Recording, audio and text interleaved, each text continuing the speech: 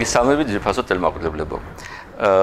როგორც თქვენ კარგად იცით, ჩვენ ვმუშაობთ უკვე რამდენიმე წელი ამ სფეროში და ვცდილობთ რომ მოვიყვანოთ საქართველოში მაღალი ხარისხის პროდუქტი.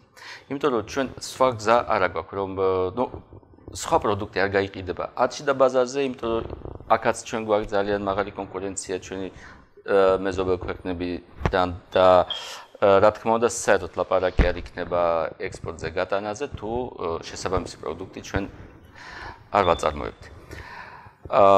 ჩვენ დავიწყეთ უკვე მეორე წელი თანამშრომლობთ კომპანია კატლისთან, კომპანია რომელიც უკვე ალბათ 20 წელი მუშაობს საქართველოში, წარმოადგენს ლიდერ კომპანიებს სხვადასხვა ქვეყნებიდან არის წარმომადგენელი ამ კომპანიების და აკეთებს ძალიან ბევრი სხვადასხვა სადემონსტრაციო ნაკვეთები, სადაც ნელგავს ახალი ტექნოლოგიები და მე მიხარია რომ ჩვენ მეორე წელი თანამშრომლობთ ამ კომპანიასთან და ერთად ნერგავთ ახალ ტექნოლოგიებს ჩვენ ბაზარზე. დღეს მინდა წარმოგიდგინოთ კომპანია, ერთ-ერთი კომპანია SAS, რომელიც კომპანია კატლისი წარმოადგენს საქართველოში. SAS ეს არის Sustainable Agro Solutions. და პროდუქტების ხაზი, რომელიც იყიდება საქართველოში, სახელით კოდა. ეს არის ახალი ტექნოლოგიის პროდუქტები, ეს არის მკვებავები ამ პროდუქტის მეშვეობით ჩვენ შეგვიძლია არა მარტო ავწიოთ ხარისხი საბოლოო პროდუქტის, არამედ გავხადოთ ჩვენი პროდუქტები ისეთი, რომ გაიყიდება აბსოლუტურად ყველგან. ეს არის ახალი ტექნოლოგიები და მოდით გავეცნოთ რა არის პროდუქტები, რას აკეთებენ და როგორ მუშაობენ. ჩვენი სტუმრები არის იგი ფრანცისკო პრაც, ეს არის კომპანიის წარმომადგენელი ევროპაში და შუა აზიაში და სპეციალისტი ედუარდო დიას, რომელიც ზუსტად გვეტყვის ძალიან ბევრი საინტერესო ინფორმაცია რამდენიმე კულტურებზე, რაზეც ჩვენ დღეს ვისაუბრებთ. Hello. მოგესალმებით. კეთილი იყოს თქვენი მობრძანება საქართველოში. მოხარული ვარ, რომ გარდა იმისა, რომ ჩვენ ქვეყანაში სტუმრობთ, თქვენს პროდუქტებს გვაცნობთ, გვიზიარებთ ცოდნასა და გამოცდილებას. ჯერა, რომ თქვენი კომპანია თქვენი პრეპარატების დახმარებით დიდ საქმეს გააკეთებთ ჩვენ ქვეყნისთვის. მადლობა. ფრანცისკო, მოგვიყვებით თქვენი კომპანიის შესახებ. საიდან ჩამოხვედით? ვიცი, რომ თქვენ ქალაქ ლედიდან ხართ, ედუარდი კი ქალაქ ბარსელონიდან. გთხოვთ მოგვიყვებით თქვენი კომპანიის შესახებ. შემდეგ კი გავაგრძობთ საუბარს თქვენი გამოცდილების შესახებ და თუ რა საქმიანობთ. პირველ რიგში მადლობას მოგახსენებ დაპატიჟებისთვის. ჩვენთვის აქ ყოფნა დიდი პატივია. ჩვენი კომპანია ეს კომპანიაა, რომელსაც ნიადაგის კორექტორების და ბიოსტიმულატორების წარმოებაში და ასევე ბეწვთა სისტემის, ყვავილისა და ნაყოფის განვითარებაში. ანუ ყველა იმ სტადიაში, რომელსაც მცენარე გადის. 32 წლიანი გამოცდილება აქვს.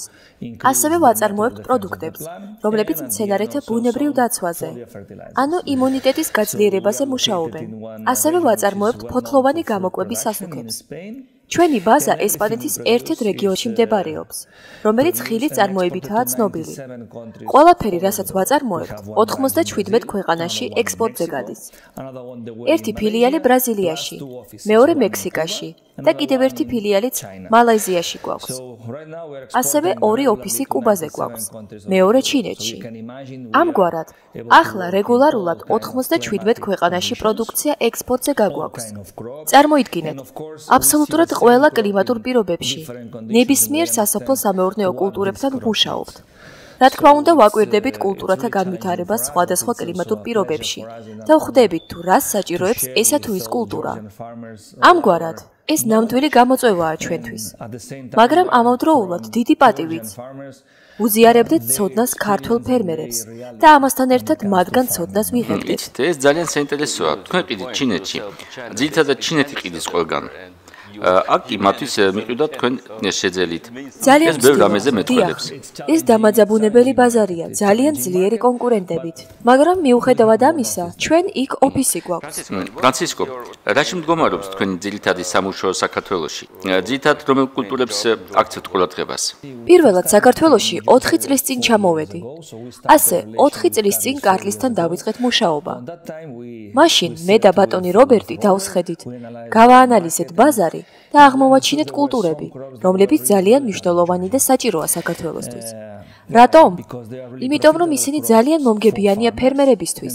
მათ მაღალი შემოსავლიანობა აქვთ. ასევე ეს კულტურებია, რომლებზეც მოთხოვნა მთელს მსოფლიოშია. მეტიც, მოთხოვნა შეთავაზებას აღემატება. ადამიანები უპირატესობას ანიჭებენ ადგილებს, სადაც ამ კულტურების მოყვანა შეიძლება. უფრო ზუსტად, საქართველოში ბევრ სასოფლო-სამეურნეო კულტურასთან ვმუშაობთ, მაგრამ ჩვენი ბოლო ვიზიტები მოცვის, ნუშის და კაკლის მწარმოებლებს მივუძღვენით. ედუარდის შემდეგ განავრცობს ამ თემას. ახლა ეს კულტურები მიზნობრივია ჩვენთვის, რადგან შეგვიძლია დიდი ცოდნის გაზიარება ფერმერებთან. რა თქმა უნდა, ვაგრძელებთ მუშაობას. მაგალითად ტომატებში, სიმინდში, მაგრამ კონკრეტულად ახლა საქართველოში დიდ პოტენციალს მოცვში, ნუშში და კაკალში ხედავთ. ჩვენი ცოდნისა და გამოცდილების გაზიარების საშუალებით მნიშვნელოვნად შეგვიძლია ფერმერთა შემოსავალი გავზარდოთ. როგორ აფასებთ ჩვენი ქვეყნის პოტენციალს? ჩვენ სხვადასხვა კლიმატური პირობები და ნიადაგის ტიპები გაგვაჩნია. როგორ შეაფასებდით ჩვენს პოტენციალს? ნახეთ, ანალიზს მისი მოყვანის ადგილმდებარეობიდან ვიწყებთ. ვსწავლობთ ნიადაგის თავისებურებებს, რადგან ბუნებრივია, ის პირობები, რაც ქუთაისშია, საფუძვლიანად განსხვავდება გორისგან, ან ნებისმიერი სხვა რეგიონისგან. ასე რომ, ნამდვილად, ნიადაგები აქ სრულიად განსხვავებულია ერთმანეთისგან. მაგრამ თქვენ ნამდვილად ძალიან კარგი პირობები გაქვთ, თუ კი განვიხილავთ ცალკეულ რეგიონებს სხვადასხვა კულტურების მოყვანისთვის. რაც შეგვეხება ჩვენ პირადად, ფოკუსირება მოცვზე გავაკეთეთ. ფერმერებთან, რომლებიც ჩვენი მოულის სისტემით სარგებლობენ, შეგვიძლია მოსავლიანობის 30%-იანი მატება შევამჩნიოთ. თქვენ შეგიძლიათ გქონდეთ კარგი მოსავალი, განსაკუთრებით მაშინ, როდესაც ნიადაგის კარგი პირობები გაქვთ. ჩვენ კი ზუსტად ვიცით, როგორ მოვიყვანოთ პროდუქტი მჟავე ნიადაგის შემთხვევაში. რა გავაკეთოთ, როდესაც ტუტე ნიადაგია ან ნიადაგში არასაკმარისი ორგანული ნივთიერებაა. ჩვენი მიდგომა ასეთია. პირველ რიგში ვსწავლობთ რეგიონს, კლიმატურ პირობებს. შემდეგ ვსწავლობთ ძირითად პრობლემებს, რომლებსაც ფერმერი ხვდება. ეს შეიძლება იყოს ყვავილების ნაკლებობა, კულტურა არ იზრდებოდეს, ან ფესვთა სისტემა არ ვითარდებოდეს. შემდეგ ზემოთ ჩამოთვლილზე დაყრდნობით ვიღებთ გადაწყვეტილებას, ვაძლევთ რეკომენდაციებს. და ბოლო საფეხური. ვიყენებთ ჩვენს მიდგომებს რეგიონის სხვადასხვა ნაწილებში, რომ დავწუნდეთ, რომ ჩვენი ცოდნა და გამოცდილება დადებით შედეგს იძლევა. ყოველ წელს რამდენიმე სატესტო ნაკვეთი გვაქვს. ისინი საკმაოდ დიდი ზომისაა. მდებარეობენ სხვადასხვა კლიმატურ პირობებში, ეკუთვნიან სხვადასხვა ფერმერებს. ამ ყველაფრის დამსახურებით შესაძლებლობა გვაქვს შევთავაზოთ სრულყოფილი, სანდო მოვლა მოყვანის სისტემა, რომელიც წლიდან წლამდე გაზრდის მოსავლიანობას. შემიძლია ზოგიერთი მონაცემები წარმოგიდგინოთ, რომლებიც ნამდვილია. ქუთაისში არის ფერმერი, რომელმაც მოცვის მოსავალი 30%-ით გაზარდა. წარმოიდგინეთ, 30% ხომ ძალიან მნიშვნელოვანი რიცხვია. მაგრამ, როდესაც ყურადღებით შევისწავლეთ არსებული მოსავალი, დავინახეთ, რომ პოტენციალი კიდევ უფრო დიდია და მოსავლიანობის გარსდა კიდევ შეიძლება. ამიტომ, ახლა ჩვენთვის აუცილებელია მოსავლის გაზრდაზე ფოკუსირება. გამოცდილება გვიჩვენებს, რომ ყურადღება ნიადაგის პრეპარატებს უნდა მივაქციოთ. იმას, თუ რა ხდება ნიადაგში და ფესვთა სისტემაში. ამგვარად, ფერმერები ნელ-ნელა მიხვდებიან, რომ ყველა პროცესი, რომელიც მცენარეში მიმდინარეობს, ფესვთა სისტემიდან იწყება. გვაქვს პროდუქტი, იონიბროდი, რომელიც ყვავილობას ერთგვაროვანს ხდის. ის ანალოგიურად ხილშიც მუშაობს. თუმცა, ახლა მოცვებს ვსაუბრობთ. ნამდვილად შესანიშნავი შედეგია, როდესაც ჯერ ყვავილობის ერთგვაროვნობას, ხოლო შემდეგ ერთგვაროვნება ნაყოფების ზომებშიც შეინიშნება.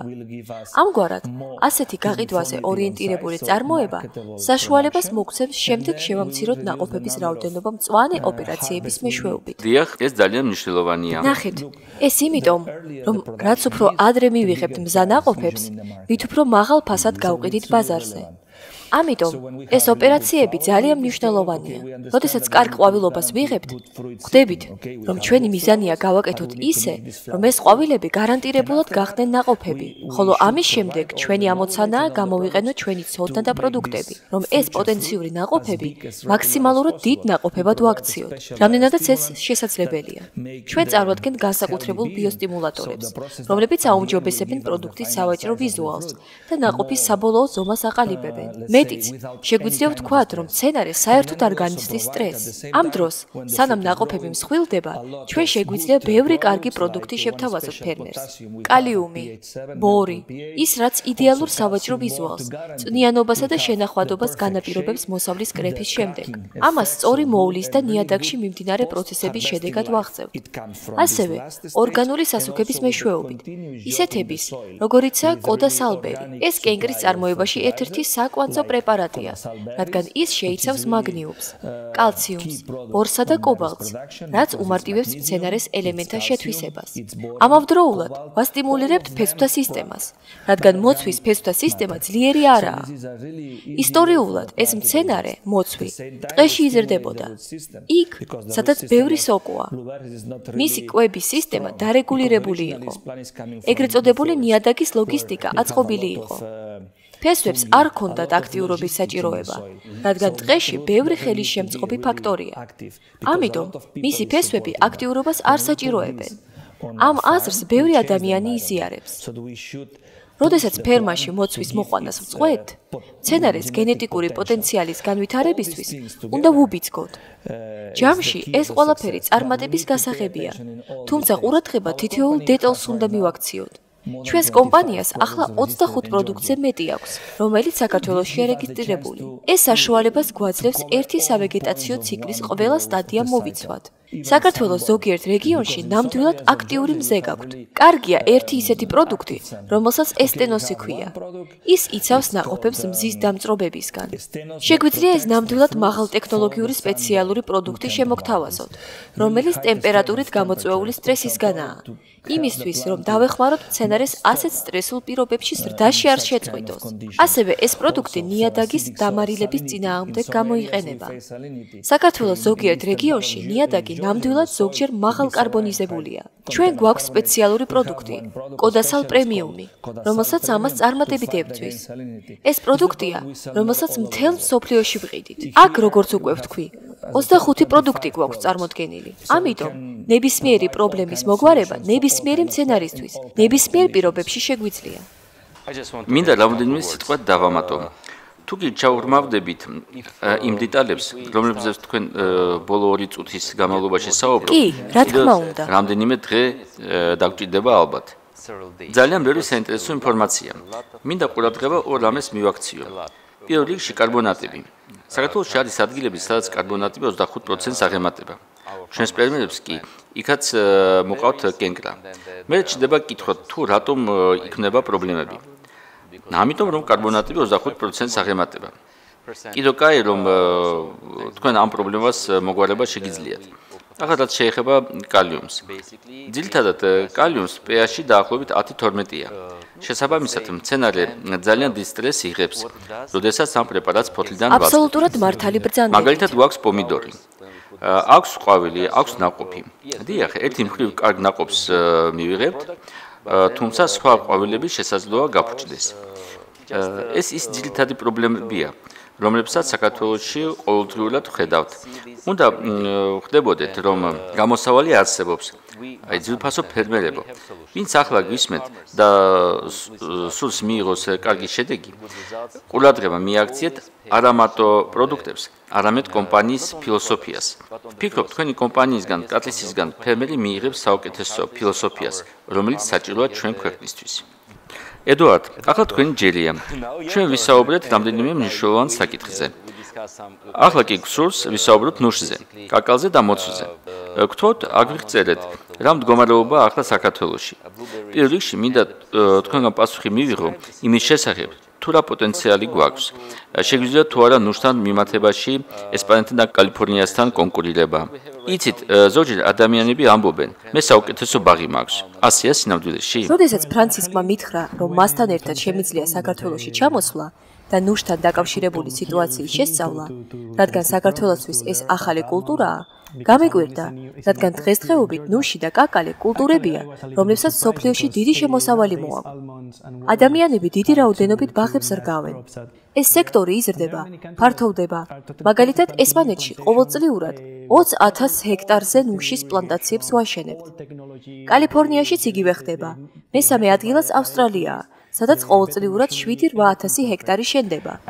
კიდევ ქვეყნების უზარმაზარი რიცხვია, რომლებიც პლანტაციებს უახლესი ტექნოლოგიების მიხედვით აშენებენ.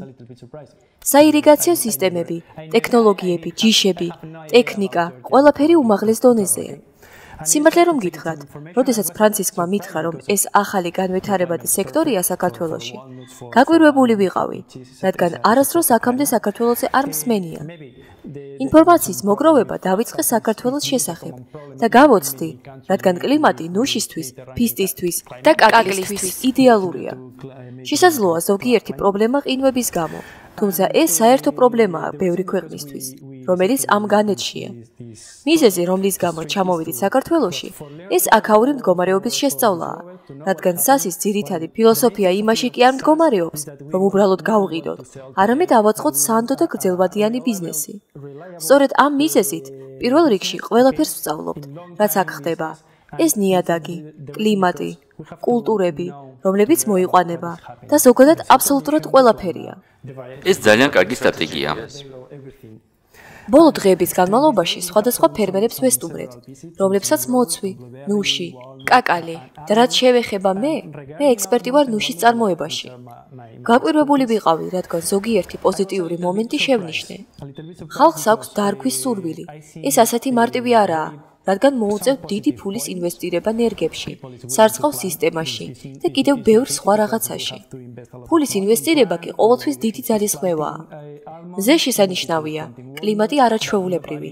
საქართველოში ბევრი წყალია, რაც ძალიან კარგია.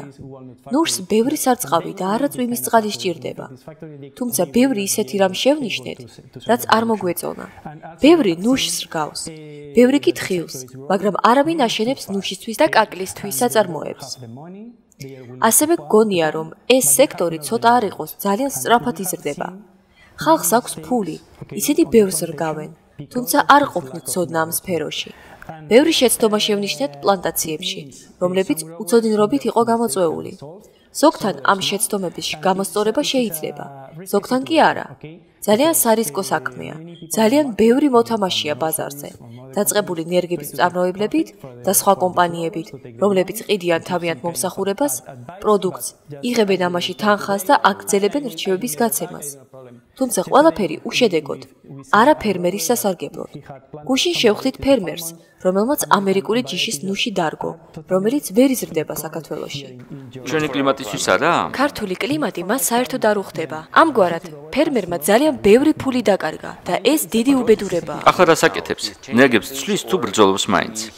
რა თქმა უნდა, ხეების სხვა ჯიშით უნდა ჩაანაცვლოს. უნდა ჩაანაცვლოს. ურჩიეთ ამ ფერმერს რამე? მე მას ჩემი რჩევა მივეცი. ვუთხარი, რომ ძალიან მწუხვარ, მაგრამ ჯიშები არასწორადაა შერჩეული. და როგორი რეაქცია ჰქონდა? მან ეს იცოდა. ძალიან შეწუხებული სახე ჰქონდა. უკვე იცოდა, რომ ძალიან დიდი შეცდომა დაუშვა. დღეს კიდევ რამდენიმე პლანტაცია დავათვალიერეთ, რომლებიც დიდ კომპანიებს ეკუთვნით. მათ ასევე დიდი შეცდომები ჰქონდათ. შეცდომები გასვლაში. დიახ, აქ ეს შეცდომები ძალიან ხშირია. ავუხსენი რა უნდა მოიმოქმედონ. შესაძლოა მიიღონ კიდევაც ძალიან კარგი შედეგები და გაყიდიან პროდუქტს კარგ ფასად. თუმცა შესაძლოა ერთი წელიწადი დაკარგონ. დიდი კომპანიების შემთხვევაში, როდესაც დიდ ინვესტიციებს დებთ, აუცილებელია უახლოვეს მომავალში შეასწოროთ ყველა შეცდომა. სხვაობა წარმატებასა და წარუმატებლობას შორის ასეთია. თქვენ გაქვთ 20 წელი, სანამ ხე იზრდება, იმისთვის რომ ბიზნესი ააწყოთ და მიიღოთ შემოსავალი. რაც უფრო მეტ შემოსავალს მიიღებთ, მით უკეთესი. თუმცა, ასეთი ტიპის შეცდომებს შეუძლიათ მნიშვნელოვნად შეამცირონ მთელი სისტემის შემოსავალი. საბოლოოდ, რა დავინახე? ძალიან ბევრი შესაძლებლობა. ეს ქვეყანაა შესანიშნავი კლიმატური პირობებით. ბევრი ადამიანი მზადაა ფული ჩადოს, მაგრამ ამავდროულად აშკარად არ აქვს ცოდნა მცენარეთა მოვლაში, მენეჯმენტში, სასუქებისა და ბიოსტიმულატორების გამოყენებაში. ეს კი ძალიან საჭიროა ფერმერებისთვის. გუშინ ფერმერებთან ჩავატარეთ სემინარი, სადაც მაქსიმალურად ვეცადეთ გაგვეზიარებინა მათთვის ჩვენი ცოდნა ამ სასოფლო-სამეურნეო კულტურების შესახებ. იმ პროდუქტებზეც კი ვერ მოვასწარით საუბარი, რომლებსაც ვთავაზობთ, იმიტომ რომ თუ ფერმერს წარმატების მიღწევა სურს, აბსოლუტურად ყველა დეტალში უნდა გაერკვიოს. კიდევ ერთი კითხვა მინდა დაგისვათ. აქ ხშირად შეიძლება იმის გაგება ფერმერისგან, რომ მას საუკეთესო შედეგი აქვს, თუმცა დაწმუნებული ვარ, რომ ესპანეთში 2 ან სულ 3-ჯერ უკეთესი შედეგები გაქვთ. მიუხედავად ჩვენი ძალიან კარგი კლიმატური პირობებისა და ჯიშების ფაქტია, რომ შედეგი ცუდია. დიახ, თქვენ აღნიშნეთ, რომ ერთ-ერთი პრობლემა საქართველოში არასწორი გასვლა. კიდევ რას დაამატებდით? ყველაზე დიდი ნაკლი, რომელიც აქ ვნახე, მაგალითად, ნუშის ჯიშების შერჩევაა. თუ კი ჯიშს არასწორად აირჩევთ, ბევრ ფულს დაკარგავთ. ეს ბოსტნეული არაა, ხეს 25 წლით რგავთ. ძალიან მნიშვნელოვანი გადაწყვეტილებაა. ამიტომ, პირველ რიგში აუცილებელია სწორად შეარჩიოთ ჯიში. მაგალითად, ფერმერმა, რომელთანაც დღეს ძირით ვიყავით, აბსოლუტურად არასწორად აირჩია ჯიშები. შემდეგ ჩნდება მართვის საკითხი. როგორ და როდის უნდა მოირწყას? ზოგი ადამიანი ფიქრობს, რომ წვიმა საკმარისია. რა თქმა უნდა, არაა საკმარისი. ის კიდევ ამბობს, რომ ხე იცოცხლებს მხოლოდ წვიმის ხარჯზე. თუ კი გინდა დაწარმოოთ და შემოსავალი მიიღოთ, მაშინ, როდესაც ინტენსიურ ტექნოლოგიებზე ვსაუბრობთ. აბსოლუტურად სწორია. ყველაფერია საჭირო. სასუქი, მორწყვა, სწორი მენეჯმენტი. თქვენ ძალიან საინტერესო პროდუქტის სახელწოდებით Unibrody ახსენეთ. მოგიყვებით მას შესახებ ვცლად. ვიცი რომ უკვე გამოსცადეთ ეს პროდუქტი საქართველოში. გაგვიზიარეთ შედეგები. სიმართლე რომ გითხრათ, საერთოდ მოულოდნელი შედეგები მივიღეთ. ვიცოდით, რომ ეს პრეპარატი მსოფლიოს ბევრ კუთხეში კარგად მუშაობს, რადგან ეს შესანიშნავი პრეპარატია. თუმცა ის, რაც საქართველოში ვნახეთ, ყველა მოლოდინს გადააჭარბა. შეუდარებელი შედეგები მივიღეთ. დავინახეთ, რომ ყველა მცენარე ერთდროულად ყვავილობდა. ყვავილობიდან ნაყოფებზე გადასვლა ერთდროულად მოხდა. ყველა ნაყოფი ერთი ზომის იყო, სავაჭრო ზომის. შესაბამისად, მოსავალიც ერთდროულად იკრიფება. ასე, მაგალითად, იქ, სადაც მცენარე არ იყო დამუშავებული, სხვაობა პირველსა და ბოლო დაკრეფას შორის 15 დღეა, რაც გართმევთ კონკურენტულ უპირატესობას. და თქვენ ბაზარს გარეთ რჩებით. ამ 15 დღის განმავლობაში მუშებს მოუწევთ მოსავლის კრეფა, რაც საჯებს ზდის. ზუსტად ასეა. მათ სულ უწევთ აღება, სანამ ყვავილობს მცენარე. ანუ რას ვხედავთ დაუმუშავებელი ბაღის ნაწილში? ტოტზე მზა ნაყოფები, დამწიფების ფაზაში მყოფი ნაყოფები და ჯერ კიდევ ყვავილებია. ბაღის დამუშავებულ ნაწილში კი ჩვენ შევძელით ერთგვაროვანი ყვავილობისთვის მიგვეღწია. ანუ მთლიანი ტოტი ერთნაირი ზომის ნაყოფებით იყო სავსე და ისინი ერთ სტადიაში იყვნენ. ეს ძალიან კარგია, რადგან თუ კი თქვენ ფერმერები ხართ, ცდილობთ მაღალი ფასი დაიჭიროთ, ეს თქვენი შემოსავლის პირველი შემადგენელია. მეორე შემადგენელი ხარჯების მინიმალიზაციაა. მაშასე, Unibrody პირველი შემადგენლის პრობლემას აგვარებს, რადგან პროდუქციის რაოდენობას ვზრდით, რომელიც პირველი კრეფისთვის მწიფდება. მაშინ, როდესაც ბაზარზე ფასი მაღალია. ასე რომ, ეს ძალიან მნიშვნელოვანია. ახლა მეორე შემადგენელი. ყველა ნაყოფი ერთდროულად მწიფდება. მენეჯმენტი მარტივდება, რადგან პლანტაციაში ყველაფერი ერთდროულად ხდება. დანახარჯეს აღარ ვსაუბრობ. მაგალითად, როდესაც საჭიროა ფუნგიციდის შეტანა, გვიწევს რამდენიმე დღელოდინი, სანამ მოსავალს არ ავიღებთ. ასე კი უფრო მარტივად და ერთდროულად შევძლებთ ყველა ღონისძიების ჩატარებას. იგივე ხდება კაკალშიც. მერე ედუარდ შეუძლია უფრო დეტალურად მოყვეს ამის შესახებ. იქ ზოგი ხე სამტვერებელია. ზოგი კი მდედრობითი სქესის. ამიტომ არსებობს საჭიროება ერთდროულად იყვავილოთ. Unibrody სწორედ ამას აკეთებს. სანამ კაკალზე დავიწყებთ საუბარს, მინდა გთხოვოთ ყველაფერი ციფრების ენაზე გადაიყვანოთ. მაგალითად, რამდენად შეგვიძლია შევამციროთ ხარჯი მინდორში. მათ ხომ მოსავალს 2 კვირის განმავლობაში იღებენ. ასევე სხვა შედეგებიც მაინტერესებს. აბსოლუტურად სწორია. მაგალითად, წელს ვხედავთ 30%-იან მოსავლის ზრდას. ეს იმის გათვალისწინებით, რომ სრულ ტექნოლოგიას არ ვიყენებთ, მხოლოდ ნაწილობრივად. შემდეგ, რაც უფრო საადრეოა მოსავალი, მით უფრო მაღალ ფასად იყიდება ის. კიდევ ერთი უპირატესობაა. რა თქმა უნდა, ასევე გვინდა ბაღში შესვლის რაოდენობა შევამციროთ. წარმოიდგინეთ, რომ ჰიპოთეტურად ფერმერს ადრე უწევდა კრეფა 10-ჯერ, ახლა კი 4-5 შესვლაში შეძლებს მოითავოს ეს საქმე. ეს ძალიან მნიშვნელოვანია.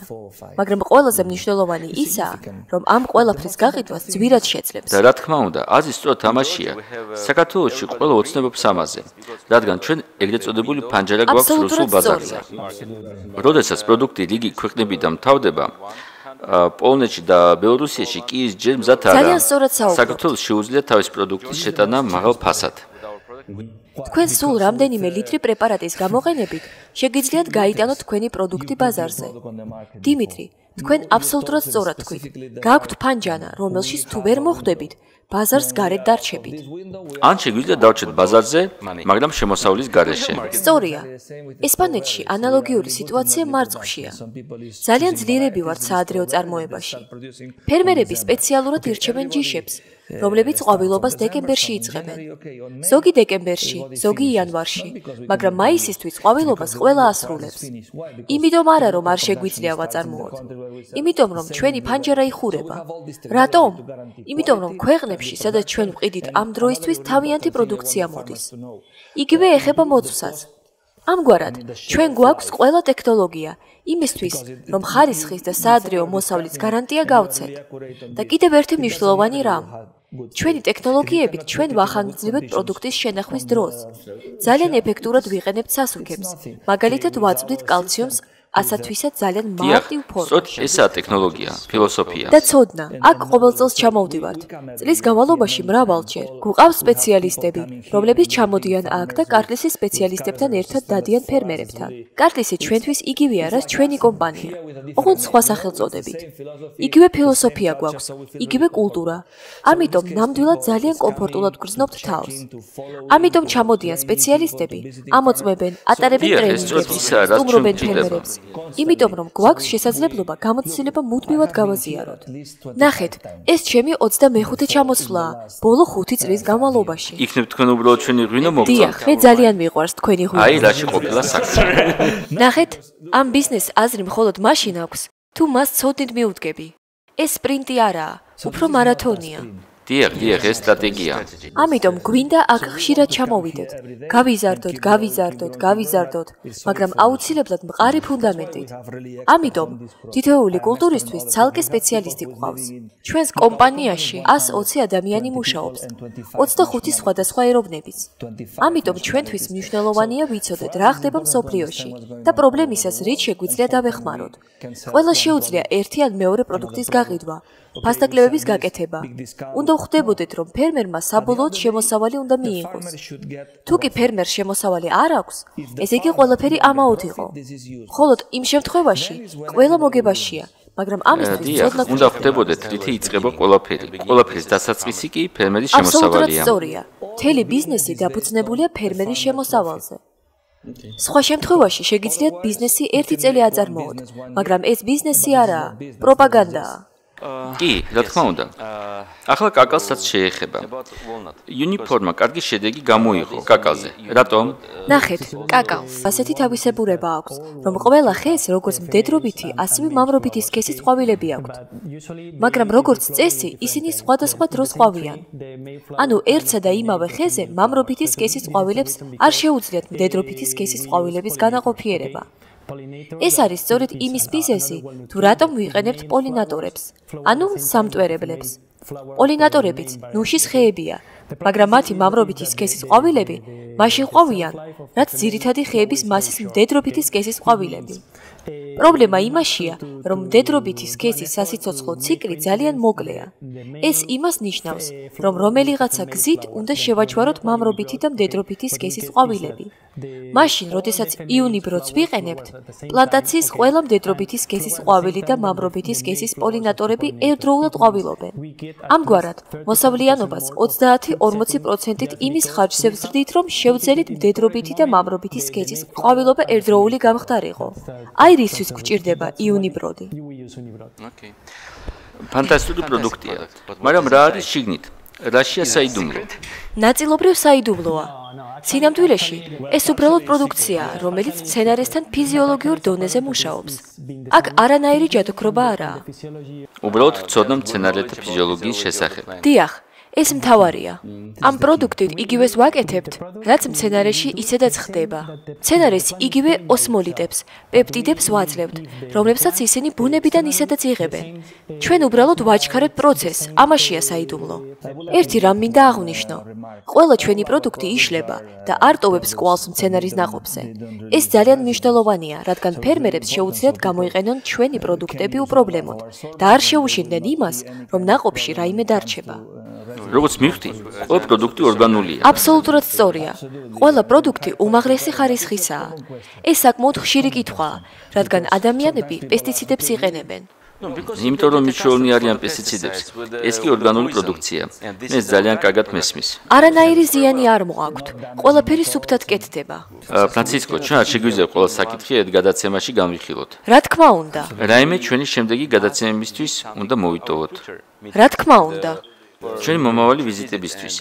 დამიჯერეთ, თქვენ ვერ წარმოიდგენთ, როგორ ძალიან დაგელოდებით მე და ჩვენი ფერმერები. მადლობა. სასიამოვნოა ამის მოსმენა. მე ძალიან მინდა მადლობა გადაგიხადოთ, რადგან ძალიან საინტერესო იყო. თქვენი ფილოსოფია და მიღწევები ძალიან მნიშვნელოვანია ჩვენთვის, რადგან იგივე ფილოსოფია და იგივე იდეები გვაქვს. თქვენი ცოდნისა და გამოცდილების გარეშე ვერ მივიღებთ მაღალი ხარისხის პროდუქტს. და როგორც თქვენ თქვით, ყველაზე მნიშვნელოვანი ფერმერის მოგება. აბსოლუტურად სწორია. კარგი პროდუქტის, ტექნოლოგიების და ფილოსოფიის გარეშე ამას ვერასდროს მივახცევთ. ძალიან დიდი იმედი მაქვს, რომ თქვენთან ერთად, კატლისთან ერთად, რომელიც თქვენი ოფიციალური დისტრიბუტორია საქართველოში, ჩვენ ბევრს მივახცევთ სამომავლოდ. ახლაც ვახცევთ, მაგრამ სამომავლოდ კიდევ უფრო მეტს. აბსოლუტურად სწორია. ძალიან დიდი მადლობა. დიდი მადლობა თქვენ. მეგონი დღეს იყო ძალიან საინტერესო გადაცემა. ჩვენ გავიგეთ, რომ არსებობს ძალიან დიდი კომპანიები, კიდევ ერთხელ გავიგეთ, რომ ეს არ არის მარტო ეს პესტიციდების გამოყენება, აქ არის კიდე ახალი ტექნოლოგიები, რომლებიც ჩვენ მოგცემს მომავალში პესტიციდების შემცირება, ამ ორგანიკული პროდუქტების გაზრდა და შესაბამისად ჩვენ მივიღეთ უმაღლესი ხარისხის პროდუქცია, რომელიც იქნება კონკურენტუნარიანი ამ თელ მსოფლიოში. მე კიდევ ერთხელ მინდა მადლობა გადაუხადო კომპანია SAS, კომპანია კატლის. კატლისი არის ამ კომპანიის დისტრიბუტორი საქართველოში. ჩვენ უკვე როგორც გითხარით, თანამშრომლობთ უკვე მეორე წელი და ვაჩვენებთ უკვე ძალიან ბევრი საინტერესო ინფორმაცია და ეს როგორც მე ვხედავ, ეს არის მარტო დასაწყისი და კიდევ ძალიან ბევრი საინტერესო რა გველოდება ჩვენ წინ. დიდი მადლობა და მომავალ შეხვედრამდე.